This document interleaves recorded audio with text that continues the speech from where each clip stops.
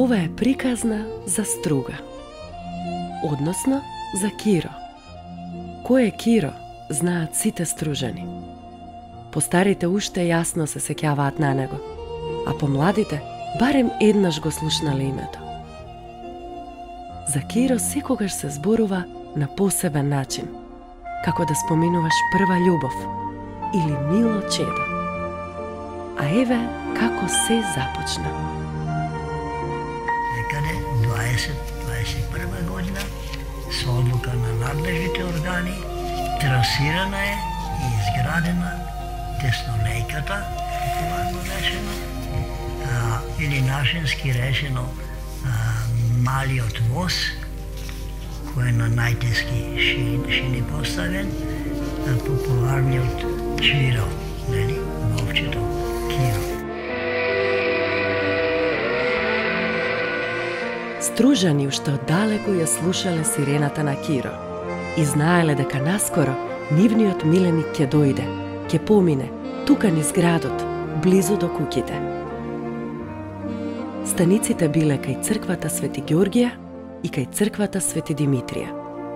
Бавниот Киро бил врската со светот.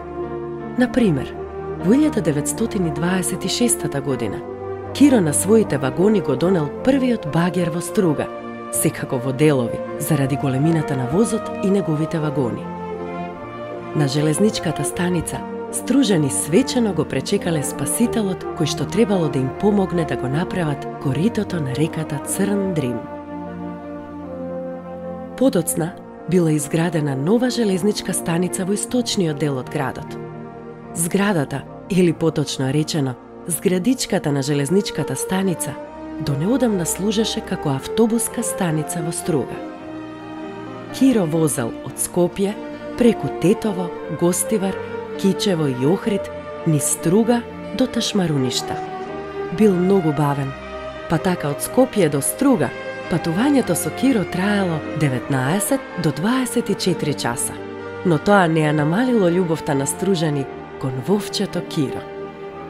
Неговото весело патување завршило еден ден во 1965 година. Киро патува од реалноста, преку спомените, во легендите на Стружани за Струга.